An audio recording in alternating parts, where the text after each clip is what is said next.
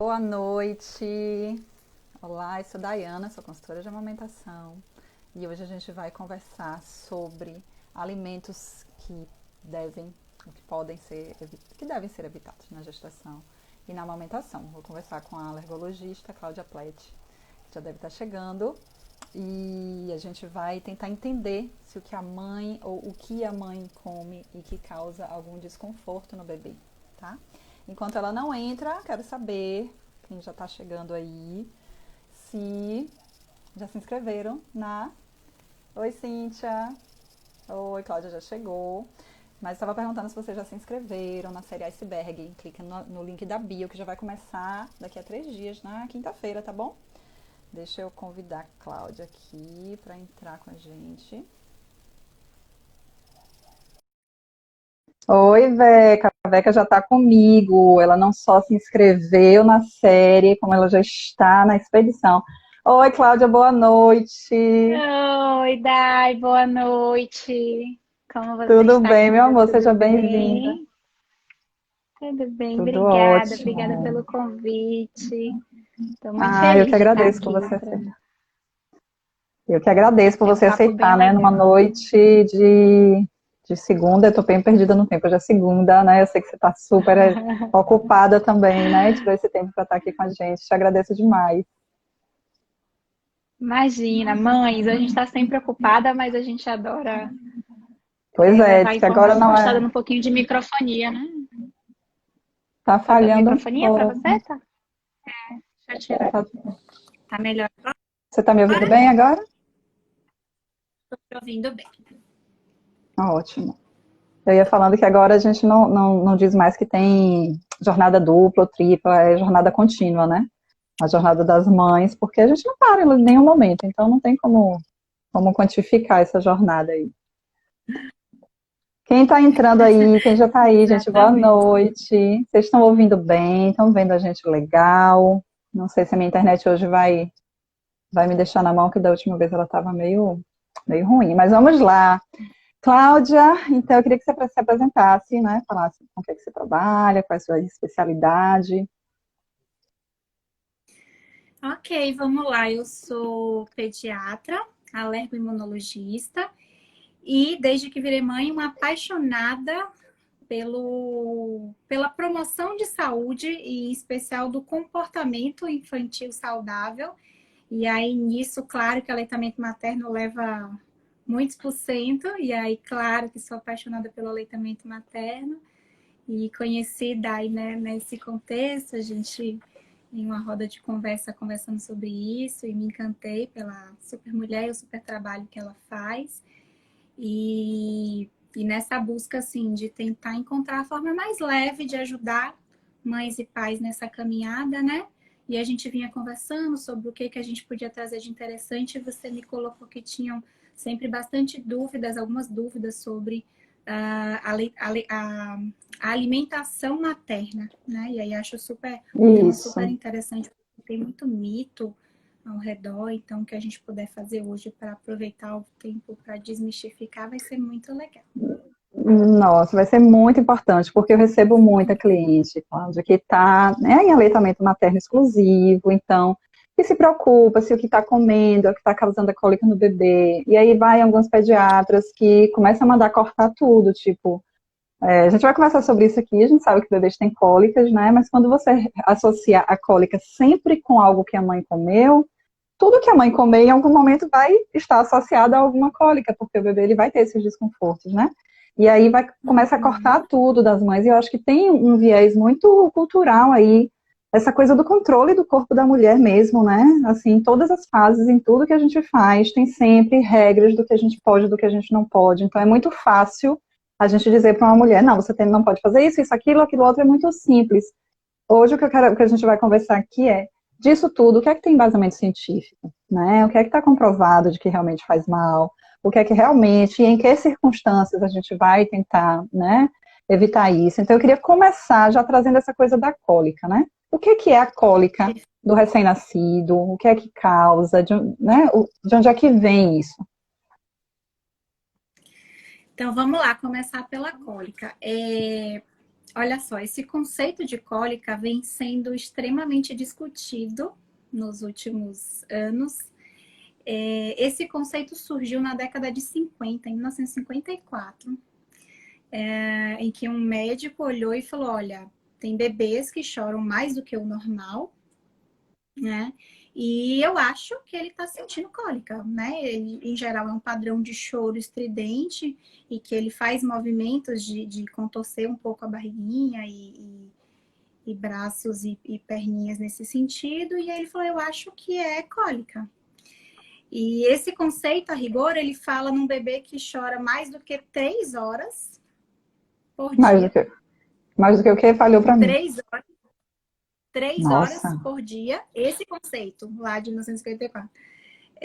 Durante pelo menos 3 dias na semana, durante pelo menos 3 semanas, tá? Então a regra lá dos 3.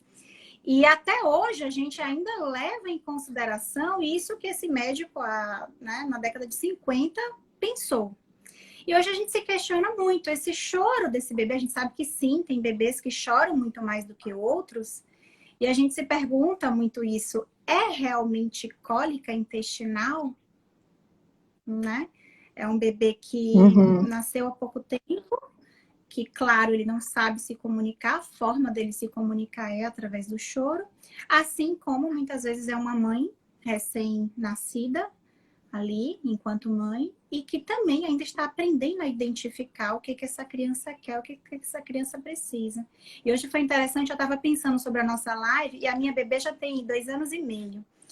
E hoje foi a primeira vez em 6 meses que eu fui, assim, trabalhar, voltei para o campo mesmo, e ela chorou o dia inteiro, claro. Ela estava 6 meses comigo, super grudadinha, e ela chorou na hora que eu saí, ela chorou na hora que eu voltei, ela chorou. E aí, só que ela já fala.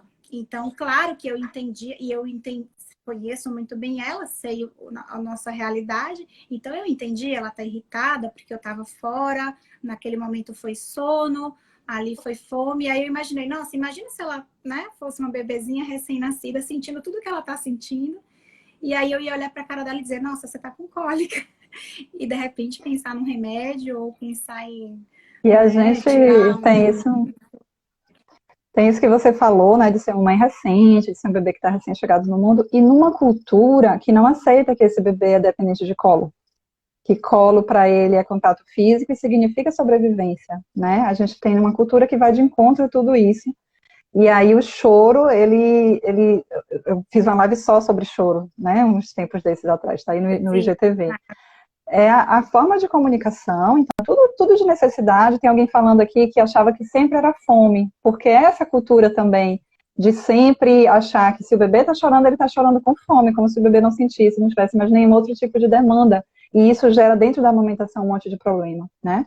Então, nossa, toda vez que eu te encontro, você sempre me faz brilhar os olhos, né? Porque eu estou vendo uma pediatra dizendo que nem sempre a cólica é uma questão física, ela pode ter ali uma necessidade, né, emocional, esse viés dessa necessidade emocional, que eu acho que são duas coisas. Eu acho que tem a questão do bebê estar com um organismo ainda imaturo, né, ele nasce muito imaturo, então há de haver algum desconforto ali, por essa imaturidade. E essa demanda emocional, então o choro não ser parâmetro para se definir uma questão patológica. Isso é muito importante, né? Pois é, aí hoje o que a gente tem de conceito mais novo, que lá é o critério de Roma, que fala em cólica, é um bebê que é saudável, que a gente, né, avalia, e quando eu falo avaliar, não é fazer exame, é um bom exame físico, uma boa história, e entende que esse bebê não tem doença, mas que ainda assim é um bebê mais irritado e que chora acima da média. E esse seria o conceito atual de cólica no bebê. E aí, de novo, Uhum. alguns pediatras vêm questionando isso. Poxa, não teria outro termo para a gente usar? Será que é cólica? Algumas mães, aos pouquinhos, vão entendendo, vão reconhecendo e vão dizendo, eu acho que tem um pouco de cólica. Mas hoje tem vários estudos, né? Nenhum estudo conseguiu associar, alguns associaram a uma maior motilidade gástrica, mas parece que tem muito mais a ver com um bebê que é mais sensível do que um bebê que contrai efetivamente mais esse intestino. Então, tem estudos mostrando, no congresso recente, ela trouxe uns estudos tão legais, que mostravam que bebês que têm mais hipersensibilidade ao olfato, ou seja, eles têm, de uma forma geral, mais sensibilidade aos estímulos, são bebês que choram mais. Então, será que ele tem mais sensibilidade à mínima contração intestinal? Ou será que apenas ele absorve estímulo demais do ambiente e por isso ele se estressa muito mais fácil? E aí, se a gente falava muito em imaturidade de trato gastrointestinal, que ok, continua sendo uma possibilidade, a gente não está descartando que esse bebê não tem cólica, mas aí a gente também pergunta, né, o quanto que tem de maturidade neurológica. E a gente, eu falei da minha bebê de 2 anos, a gente chega em casa do trabalho e fala, nossa, se eu pudesse eu sentava e chorava, ou não quero ver ninguém.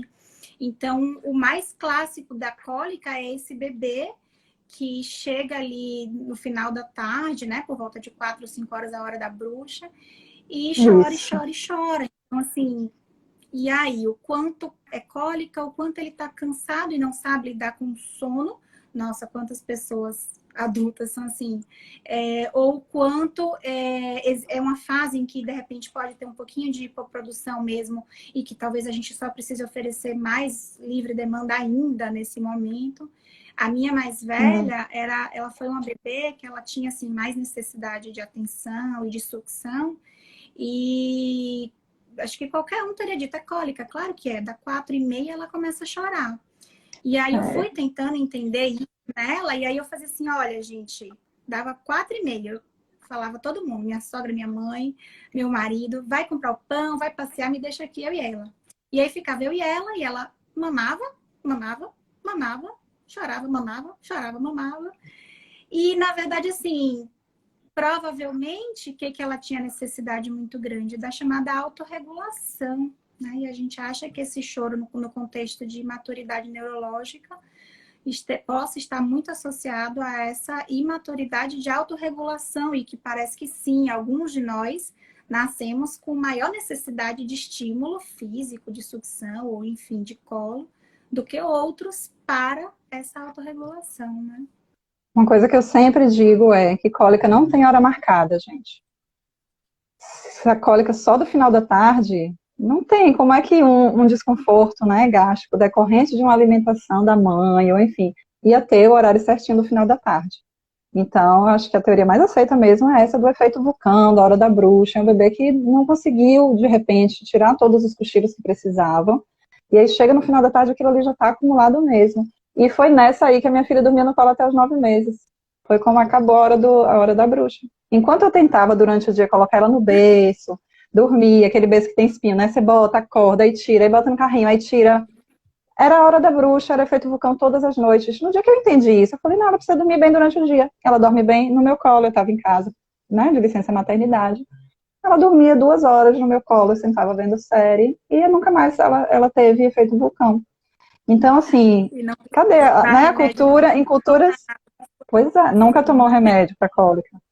Em culturas em que os bebês estão sempre colados na mãe, né, que tem uma cultura do sling muito forte, que a mãe sai para trabalhar com o bebê amarrado, são culturas que os bebês eles não têm cólica, né, por que será? Então, ali no contato físico, com o peito acessível o dia inteiro, e então, assim, esses estudos antropológicos também são muito interessantes para a gente entender essa relação, né, entre as questões fisiológicas, as questões comportamentais que você vem estudando, então é muito bacana. Então, ok, entendido isso, que a cólica ela tem diversos fatores e que hoje tem muitas pesquisas mostrando que está indo além dessa questão, né, da imaturidade ou das questões fisiológicas mesmo. Onde é que entra a alimentação da mãe nesse controle da cólica? Eu sei que tem outras questões, né, tem um refluxo que a gente vai falar lá na frente, mas em relação à cólica do bebê, o que é que a gente tem aí de estudo em relação à influência da alimentação da mãe? Muito bom. Então, assim, é muito importante avaliar esse bebê de perto para entender o quanto esse choro é um choro excessivo, mas sem outros sinais de alerta. Isso tranquiliza o pediatra, tranquiliza a família, claro. Então, a gente vai dizer, olha, tá ganhando peso bem, é um choro que acontece em alguns momentos específicos, mas fora desses momentos ele tem um desenvolvimento adequado, ele interage bem, né? Ele tem tônus, enfim, toda a parte neurológica ok, e justamente avaliar se ele pode ter outros sinais de refluxo ou de alergia alimentar, porque aí são dois contextos que podem dar irritabilidade, que aí a gente talvez pudesse pensar em alguns alimentos específicos. tá? Mas se ele não tem nenhum sinal de alerta, não tem vômito, não tem diarreia, não tem sangramento nas fezes, e aí não tem febre associada, e fora os momentos do choro, ela é uma criança normal, a gente chega à conclusão de que deve ser um choro do lactente, que tem essa evolução natural ali de começar geralmente na segunda para a terceira semana de vida, e costuma ter um pico ali por volta de 1 a 2 meses, para melhorar em torno do terceiro mês, às vezes vai um pouquinho além. Então, se a gente falar, olha, isso aí está dentro do esperado para o bebê, estudos mostraram que não há nenhum impacto em retirar nenhum alimento da dieta materna. Alguns vão dizer, nossa, mas no meu bebê fez diferença, eu tirei isso ou aquilo. Tudo que a gente come, a gente vai digerir no nosso intestino, vai ser absorvido e sim, vai passar Vai para o sangue, né? Mas aí, para do sangue e para o leite, é todo um caminho aí que vai fazer. E aí tem algumas questões. Então, questões do tipo intolerância, por exemplo, eu tenho alguma intolerância ou me incomoda os gases que são produzidos a partir do feijão ou do repolho. Olha o caminho que ele percorre, não é assim tão simples, né? Por outro lado, coisas do tipo a proteína do leite. O leite que eu, enquanto mãe, consumo, sim, vai passar. Vai passar, mas a gente sabe de novo que nesse bebê que tem um choro, mas que não tem nenhum outro comemorativo para eu pensar, e a gente vai falar disso depois, em refluxo ou em alergia, não há benefício nenhum em tirar. Então, a ideia é, durante a gestação, não tem porquê fazer nenhuma dieta preventiva, e aí vou já falar da alergia, tá? A gente tem estudos hoje mostrando que se a gente faz a exclusão de um alimento que ainda não tem alergia, aumenta a chance de alergia. Isso desde a gestação. Então, um tempo atrás a gente dizia, nossa, durante a gestação, sei lá, tem uma família de alérgico, tira o leite. Não, não tira o leite, mantém o leite, porque a gente está prezando pela tolerância. Esse bebê nasce, dieta materna, o mais saudável possível. Se é para restringir, vamos restringir alimentos salgados, gordurosos ou muito doces, né? Estou pensando na saúde da mãe e na saúde do bebê. E essa coisa também... Desculpa, tá falhando. Eu vou te pedir Tá falhando para mim, acho que a minha internet. Gente, ninguém sai. Eu vou congelar aqui um pouquinho, que eu vou mudar a minha internet, tá? Mas fiquem aí. Tá. Porque tá muito ruim e eu acabo te cortando.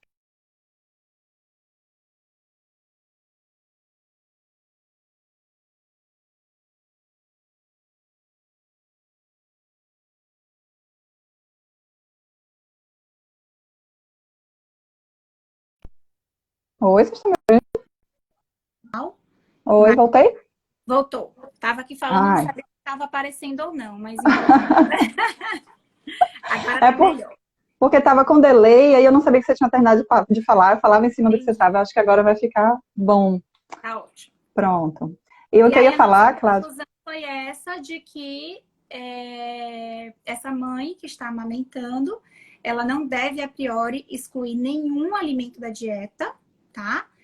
Como profilaxia para evitar nem alergia, nem cólica, nem refluxo. Se essa criança, se esse bebê começa a ter algum sintoma, a gente vai avaliar caso a caso. E especificamente, se é uma questão de cólica, na definição que a gente já discutiu aqui, ou seja, um choro excessivo, e que a gente sequer sabe se isso é gastrointestinal, que a gente busque outros métodos não medicamentosos nem de exclusão de dieta, não há estudo mostrando que alguma exclusão vai trazer benefício para esse bebê, e aí a gente vai muito mais para o lado comportamental, que vai desde as técnicas de esterogestação, rede de apoio, e aí o seu trabalho fundamental nisso, alinhar a expectativa materna, isso é fundamental. A gente muitas vezes passa uma gestação inteira, o bebê nasce e de repente fala assim, ué, ele chora? Ele chora.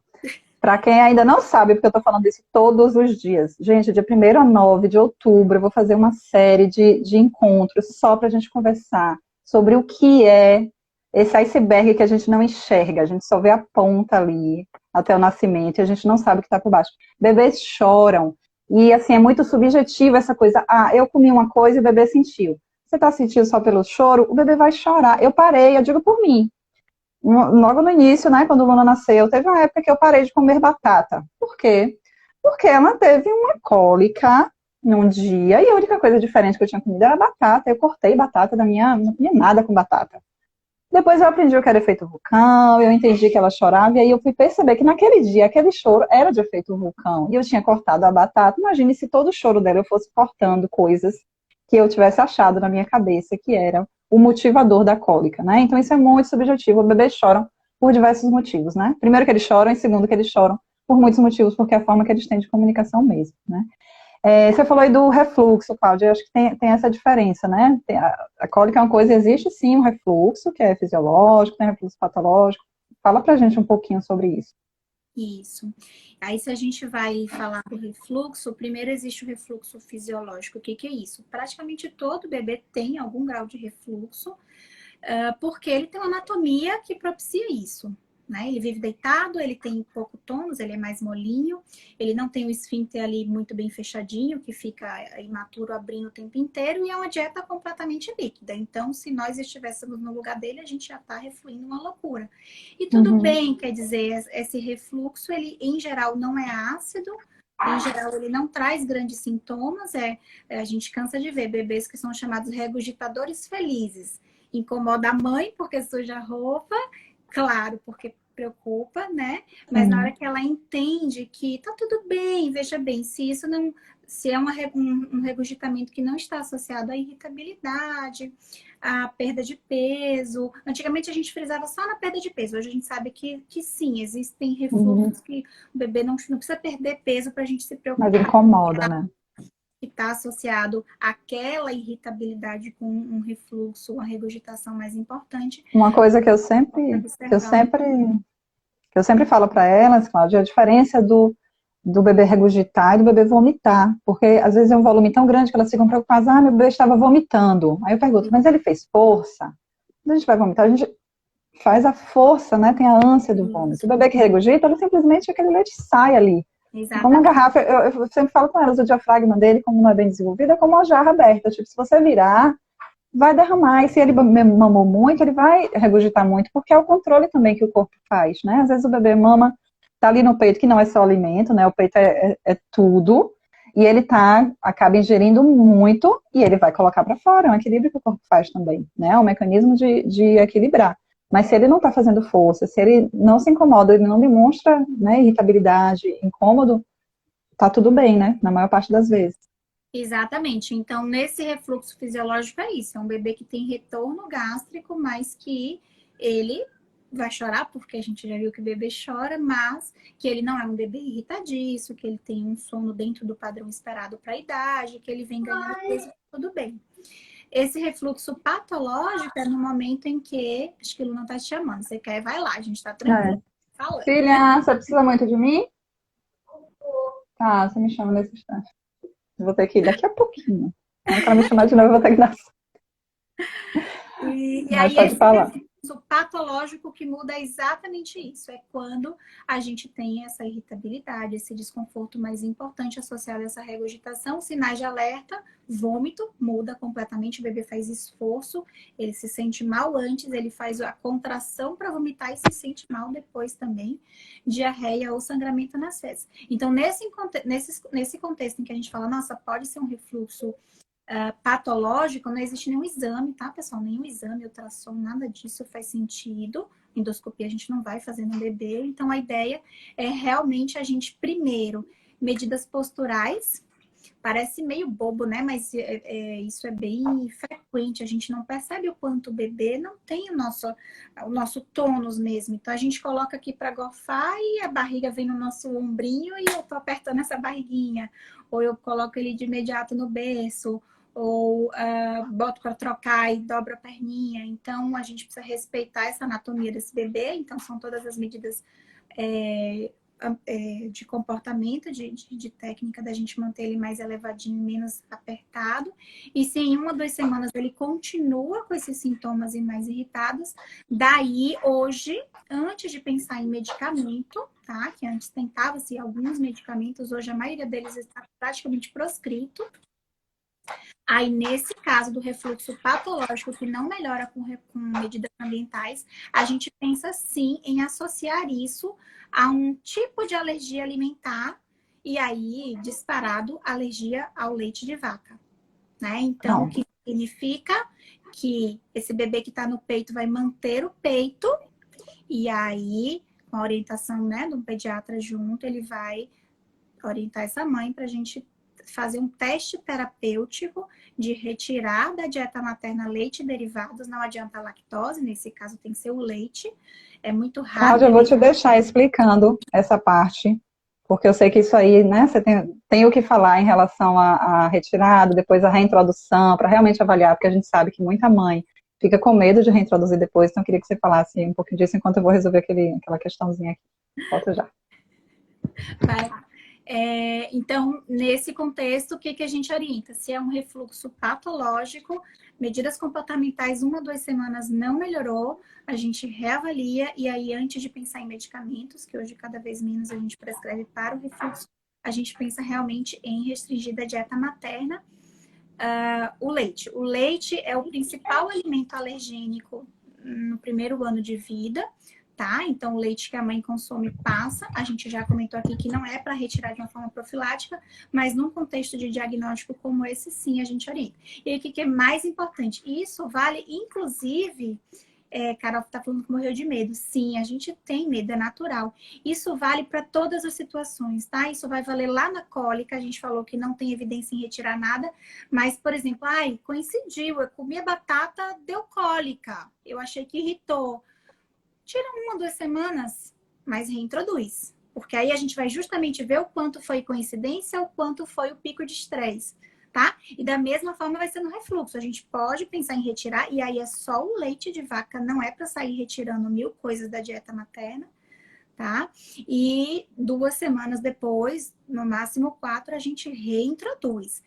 Faz medo? Faz, mas é a única forma da gente ter certeza se é ou se não é. E aí, às vezes, a gente fala assim, aí tem algumas situações, né? Primeiro, a dieta sem leite é uma dieta sofrida. Essa mãe tá no puerpério, não é uma fase fácil dessa vida. Então, tudo que a gente quer é trazer leveza. Às vezes a mãe me fala assim, nossa, mas eu tô tão adaptada na dieta que eu não tô afim de testar. Aí tem um detalhe, que é aquela história. Se esse bebê não for alérgico, se eu mantiver a dieta de exclusão, eu aumento a chance dele ser alérgico. Então, é ruim para a mãe, porque eu dificulto a vida dela. E sim, pode ser ruim para o bebê, porque eu posso aumentar a chance dele de verdade fazer alergia lá na frente. Então, repetindo, a gente excluiu, a gente precisa reintroduzir aí com 2, 4, no máximo 6 semanas. Eu tive uma história também, Luna, com 12 dias ela começou a tomar o leite artificial, e com 1 mês e um pouquinho ela fez um cocô com sangue. Esse cocô com sangue, hoje eu olho para trás, ele podia ter sido tanta coisa. Ela estava constipada, então pode ter acontecido ali. Eu criei uma PLV, assim, na minha cabeça. Não tenho como voltar atrás hoje para confirmar. Mas eu fiz 5 meses, né? Porque ela já tinha 1 mês, então até 6 meses de exclusão. E exclusão total, assim. Eu olhava traço.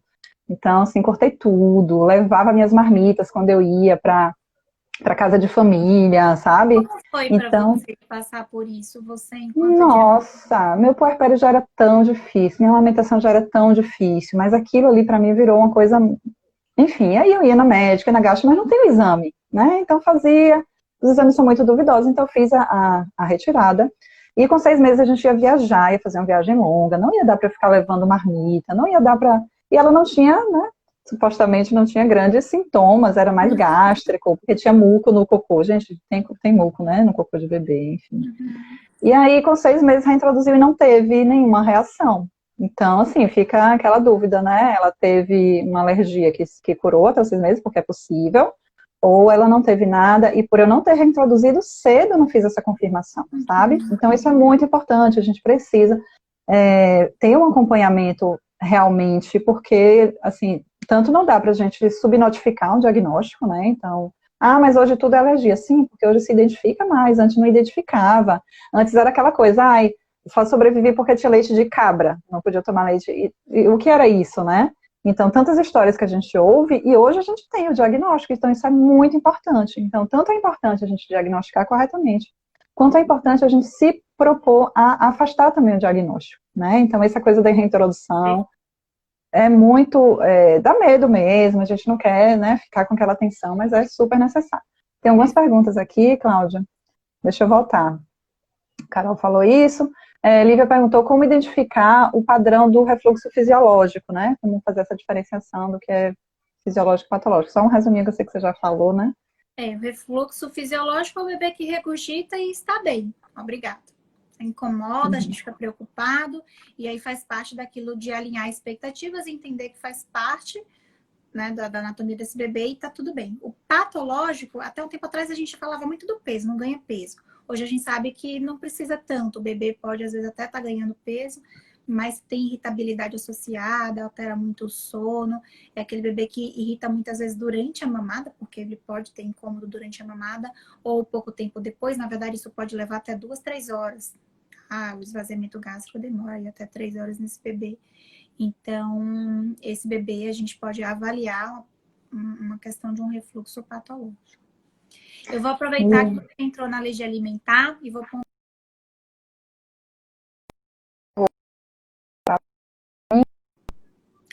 Travou para mim, voltou agora. Tinha uma pergunta aqui sobre gases. Você vai falar sobre alergia, depois você volta nisso ou quer... Vamos falar de gases. Então, lá dentro da cólica, primeiro, se eu achar que é uma questão de cólica realmente intestinal e que são gases, a gente poderia pensar em medicações como a simeticona, que de verdade não tem grandes efeitos colaterais, mas que elas são bolinhas de silicone, elas só servem para realmente gases, tá? Muito raro esse bebê que melhora desse choro com essas bolinhas de silicone. Sinto muito, não vai resolver. Se eu pensasse que realmente era uma questão de dor de cólica, a cólica seria por contração, talvez aí uma medicação analgésica, mas de novo, né, o que a gente questiona muito é o quanto isso realmente é uma cólica, é um padrão de contração gastrointestinal. Isso pode acontecer em alguns momentos, mas a grande maioria dos bebês que tem esse padrão de choro excessivo, e é um termo que a gente até hoje usa de cólica, na verdade não parece ser tão cólica assim. Parece que a gente tem aí vários fatores envolvidos, muito de maturidade neurológica, de necessidade de autorregulação, e aí vem todos os componentes da esterogestação, do colo, da sucção, e isso pode ajudar muito. Então, é muito mais interessante nesse bebê a gente tentar fortalecer o vínculo materno, alinhar a expectativa da mãe, dar apoio a ela, avaliar fatores psicossociais. Essa mãe estressada, pessoal, o cortisol que essa mãe está produzindo passa no leite. E esse bebê vai ser um bebê estressado, não tem como ser diferente. Então, mudar esse ciclo do cortisol é extremamente importante. Técnica da amamentação, então, né? Corrigir técnica para ver se ele está engolindo muito ar, isso sim poderia gerar gases. Gosto muito de reforçar a ideia do aleitamento materno em livre demanda, porque se eu ficar restringindo e dizendo tem que mamar a cada 2 ou 3 horas, esse bebê vai chorar. Você vai falar qual que é o Claro. problema, né? Onde está o problema? O problema está em nós, na verdade, que não orientamos bem essa mãe. De dizer, olha, ele vai chorar porque ele está se comunicando, e essa parentalidade responsível, que é a de maior impacto, assim, qualquer coisa, qualquer tema que a gente escolha para falar hoje em relação a crianças, é trabalhar a responsividade dos pais, que significa observar, tentar entender e tentar responder conforme esse bebê ou essa criança me pede. Isso é muito difícil, gente. Eu vou dizer que eu soube fazer com a minha primeira filha? Eu não soube, eu vim A aprendendo. gente aprende, né, Cláudia? Sabe o que é que tem uma live, gente, só sobre choro. Falo exatamente isso que a Cláudia está trazendo. A gente vai entendendo na tentativa e erro. O nosso papel não é de calar o choro do bebê. Nosso papel é de atender a demanda que aquele choro está comunicando. Se eu quero calar, eu pego lá e boto uma chupeta. Aquilo ali vai trazer tanta consequência, tantas questões, né, em tantos níveis, que eu não estou cumprindo o meu papel de atender aquela demanda. E aí demora muito.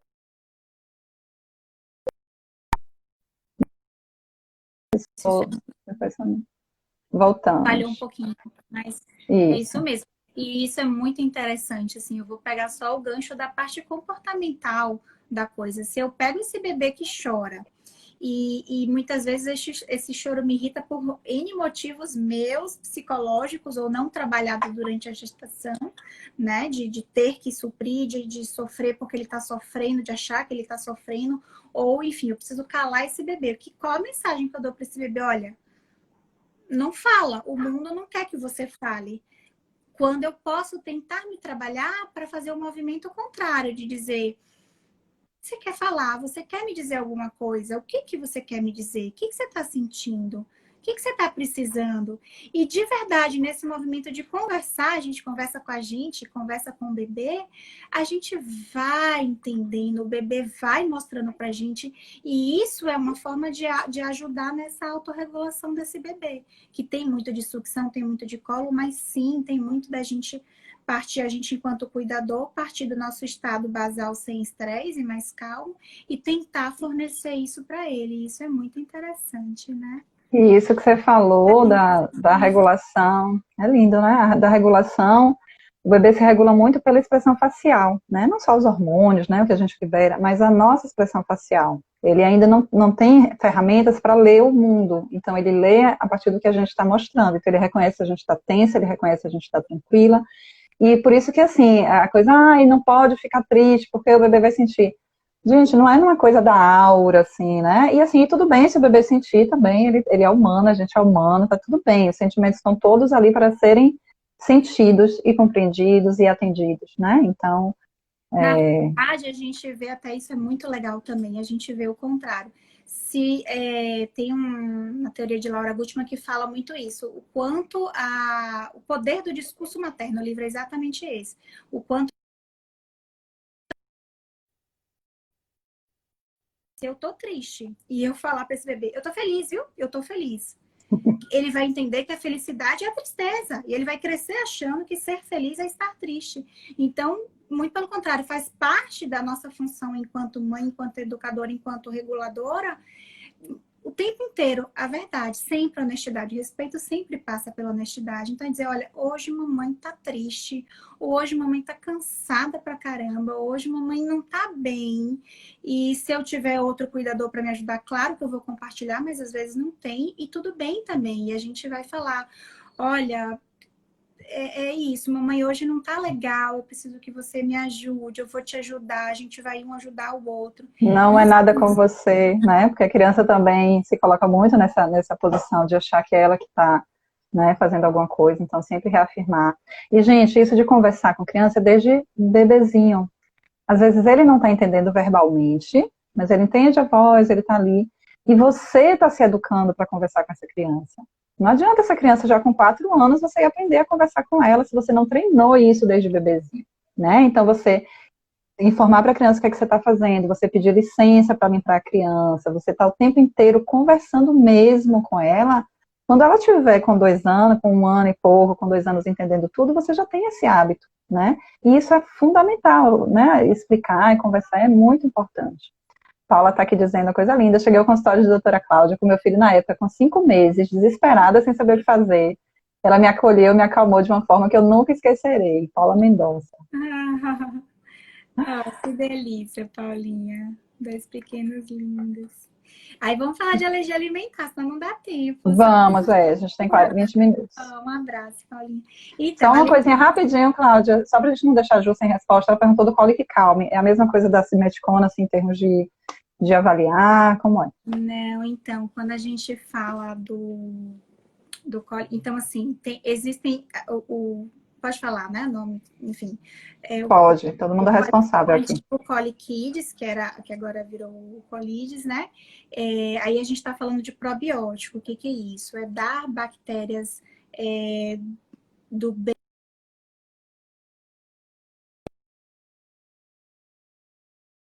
A desbiose, então talvez tenham alguma desbiose, e tem bastante estudo mostrando especificamente, né, de alguns bacilos que eles podem contribuir para modular isso. Isso é bem questionável, são estudos todos patrocinados pela indústria farmacêutica, então a gente interroga o quanto isso é legal.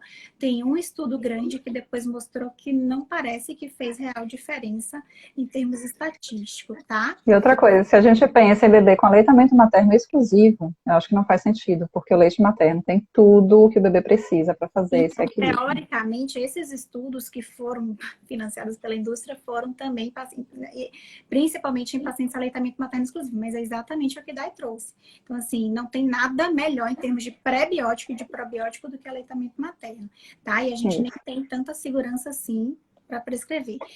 Já o Colic Calm é um pouquinho diferente, ele tem algumas substâncias meio homeopáticas, mas, de novo, assim, se for para fazer, é melhor procurar um médico homeopata e fazer com mais segurança do que usar essas misturinhas que a gente Acho que nem é para sabe. todo mundo, né? A gente nem sabe direito o que tem. Tem pacientes que às vezes ficam sonolentos, um comportamento estranho. Não vale a pena. A homeopatia, a gente não tem grandes níveis de evidência, uma experiência pessoal, mas enfim, é possível se tentar com os cuidados, né? Porque pode ser bolinha de açúcar, que não é tão bem-vindo, assim como pode ser no álcool, a gente deixa lá para ver se evapora alguma coisa, para ver se, enfim, minimiza. E tem algumas pessoas que têm, enfim, efeito positivo com a homeopatia. Não, não tinha. E esse eu fiz a introdução. Eu tirava, ela apresentava, eu botava, ela apresentava, eu tirava. Eu falei, não, realmente com ela está fazendo efeito. Mas vamos lá para a alergia, para a gente não terminar sem falar disso. Pronto, então assim, quando a gente fala de alergia alimentar, existem vários tipos de reações, tá? Então, tem reações, principalmente, dois tipos aí.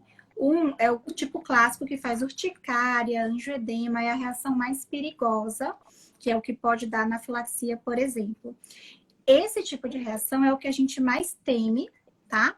E é justamente esse tipo de reação que quando eu falo assim, olha, se puder, dá o leite. É esse tipo de reação que eu estou evitando, porque tem a ver com sensibilizar, produzir já é específica para o leite. Por outro lado, tem um outro tipo de reação, que é exatamente essa história de ser apenas um trato gastrointestinal. E aí, geralmente, vai fazer diarreia, cólica e vai culminar no sangramento nas fezes. Nem todo sangramento nas fezes é alergia ao leite. A gente sabe aí que 50% a 60% dos casos são alergia ao leite. Né? Nos outros 40%, vacina para rotavírus, infecção gastrointestinal, outros alimentos, obstipação, enfim, tem N motivos. E a depender da situação, pequeno sangramento gastrointestinal, sim, em pequena quantidade, ele não é perigoso. Claro que a gente, enquanto mãe, não quer ver isso, e isso nos angustia muito. Mas, às vezes, se a gente tem alguém do lado para falar, você não quer esperar um pouquinho mais? Vamos tentar? O que você acha? Você acha que seu coração tolera? Eu sempre pergunto isso, seu coração aguenta? E, às vezes, é esperar uma semana e vai ficar tudo bem. Na maioria das vezes eu me falo, ai, não quero, tô com medo, tudo bem. Então, o que a gente vai fazer? A gente tira, sim, porque sim, uma das principais hipóteses vai ser alergia ao leite. E aí a gente retira da dieta materna, lembrando que tem que reintroduzir. Porque aí, se eu fico ad eternum sem, se a gente fica mais do que 8 semanas sem o leite, eu já aumento a chance de fazer o outro tipo de reação, que é o tipo mais perigoso, né? De urticária, de anafilaxia, que hoje a gente recomenda assim, olha, se ficou 8 semanas sem introduzir, eu prefiro colher o seu sangue, o sangue do bebê, e ter certeza que não positivou a IgE para o leite. Porque eu já aumentei tanto a chance, eu tenho medo de fazer essa reintrodução às cegas. Então, resumindo, houve a suspeita, conversa com seu pediatra, faz a exclusão por 4 a 6 semanas, reintroduz. Não sangrou? Ótimo, pode ter sido e já melhorou, ou provavelmente foi outra coisa e tá tudo bem. E vida que segue, a gente vai favorecer tanto a vida da mãe quanto a vida do bebê. Por outro lado, voltou a sangrar, ai meu Deus, não devia ter feito, tá tudo bem, não tem problema, não há perigo maior na maioria das vezes. E a gente volta a fazer a restrição, né? E aí vai ser uma restrição maior, de alguns 6 meses, geralmente depois de 1 ano que a gente vai repensar em retestar. Mas aí a gente vai fazer com a segurança de que sim, o diagnóstico está firmado, realmente é uma dieta de exclusão necessária. Então, resumindo, nada de alimento a gente faz de restrição profilática nem na gestação, nem no aleitamento materno, de rotina. Se esse bebê tem um choro mais importante, a gente tem uma série de fatores que tem que avaliar, tentar entender o porquê que esse bebê chora. Se for um choro sem nenhum outro sinal de alerta, nenhum estudo mostrou evidência em retirar nada. Mas a minha experiência pessoal me fez pensar que a batata era culpada. Tira 2 semanas, retesta depois. Nessas 2 semanas a gente tenta identificar outros fatores. E quando a gente está falando de refluxo fisiológico, o bebê que gorfa e é feliz, patológico, o bebê que além de gorfar, ele tem sintomas ou de perda de peso ou de irritabilidade. E aí, nesses casos, a gente vai sim pensar em medidas comportamentais e antes de pensar em medicamento, talvez, a depender do caso, pensar em restringir o leite da dieta materna, não é sair restringindo tudo. E, de novo, melhorou em 2 semanas, não sei, vamos reintroduzir. E a alergia alimentar, falando especificamente da cólica com sangramento, com diarreia, a nossa principal hipótese vai ser alergia ao leite, a gente retira, mas também reintroduz. Introduzindo. Perfeito. Nossa Vida com Clara, eu não sei qual o nome, deve ser a mãe de Clara, está perguntando assim, se precisa mesmo que essa criança tenha em alguma janela ali de imunidade o contato com o leite, para que ela não desenvolva uma intolerância depois, uma alergia, se ela vier a ter contato, né, depois. A medicina muda o tempo inteiro, tá? Então, eu falei isso hoje. Há alguns anos atrás, quando eu formei ali, uns 10 anos, um pouquinho mais atrás, era o contrário. A gente falava, nossa, evita só dar leite, ovo, restringe na dieta materna, só dá ovo depois de 1 ano. Hoje os estudos mostram que existe sim essa janela de tolerância imunológica, tá? Então, é interessante a gente oferecer. O que não quer dizer que eu precise oferecer para o bebê. Eu, mãe, tomo leite ou derivados e eu ofereço essa proteína no meu leite materno. Então, esse fator, no momento, na nossa medicina atual, parece ser protetor para alergia. Certo? E aí tem uma pergunta que eu não consigo ver muito bem as perguntas, mas essa tá bem legal, ó. Quando a mãe não toma leite. Foi essa que eu fiz agora. Então, se esse paciente, ele tem... Se essa mãe, ela é vegetariana, tá? Pela cultura familiar, ela já não toma, né? Tudo bem, tá? Então, o que a gente tem? O leite, ele é importante nos primeiros 2 anos de vida, porque ele é fonte de não só de cálcio, mas de proteína, de vários macro e oligoelementos para esse bebê. A partir de 6 meses, conforme ele começa a comer, principalmente depois de 1 ano, e definitivamente a partir de 2 anos, eu espero que ele tenha uma alimentação que supra tudo isso, sem precisar mais de uma dieta láctea. E aí o leite só tem uma importância a partir dos 2 anos, o cálcio. Daí a gente tem outras formas de tentar isso. Existem, né, principalmente os legumes lá, as folhas verdes escuras, que tem uma biodisponibilidade não tão boa, mas a gente vai avaliar cada caso. E, se necessário, repor cálcio, ponto. Então, é a minha opção não tomar leite, você não precisa, nem precisa dar para o seu bebê, tá? Mas aí tem aquele contexto. Então, assim, é sempre pensar na dieta da família. Eu sou vegetariana, eu pretendo criar meu filho dessa forma, então não tenho por que expor, de maneira alguma. Agora não, sei lá, eu não gosto de leite, mas a nossa dieta tem, o meu bebê provavelmente vai entrar em contato. Se você tolerar um queijo, no sentido de manter a tolerância para um bebê que vai consumir no futuro, teoricamente, na nossa ciência atual, seria interessante. Vocês entendem? Deu para entender a diferença? Sim. Eu sempre falo aqui que a gente não tutela as mulheres, a gente dá informação. Então, pode sim aumentar o risco, mas se a cultura da família, se essa criança não vai ser mesmo exposta a leite, sim, aí a família vai avaliar se isso vai ser importante ou não, né? Então, é isso. Gente, tem mais perguntas, porque a gente está terminando. Falem agora. Enquanto isso, Cláudia, vá contando pra gente dos seus projetos, onde é que você atende, como é que as pessoas te encontram. Eu vou falar um pouquinho de intolerância à lactose, que sempre vem. Claro. Tá?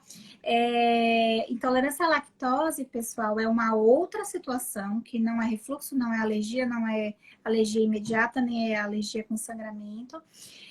Não é a proteína do leite, é o açúcar, a lactose. É muito raro em bebês, a gente tem muito essa história, né? Nossa, intolerância à lactose, isso tá dando cólica no bebê, como é que é isso? Muda a fórmula, bota para fórmula sem lactose. O nosso leite materno tem lactose, lactose é o açúcar do leite, tanto do materno quanto do leite de vaca, e a lactose ela é super bem-vinda. Ela é bem-vinda porque ela favorece aquelas bactérias que a gente falou, que se paga caro para tentar tê-las. Pois é. Ainda, né? E ela diminui essa desbiose, que seria esse intestino aí com algumas alterações. Então, o bebê, ele nasce, na grande maioria das vezes, com a enzima. Muito bem, obrigado. A tendência é que a gente, conforme cresça, e tem até aquela teoria, a gente nasceu para tomar leite, mas não nasceu para viver com leite da fase adulta. A gente sabe que hoje 80% da população adulta no mundo tem algum grau de intolerância à lactose, porque foi perdendo ao longo dos anos. E tudo bem, mas assim, não é a minha primeira hipótese para bebê de forma alguma. É muito raro a intolerância à lactose que é congênita, aquela que nasce no bebê, isso é muito rara.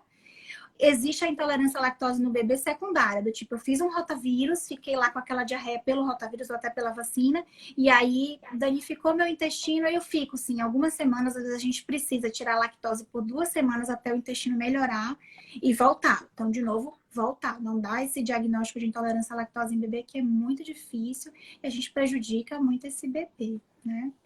Perfeito. Todo mundo elogiando aqui, viu? Cláudia, você vai Ah, ter que voltar outras vezes. Foi maravilhoso, adorei, muito bom. Todo mundo amando.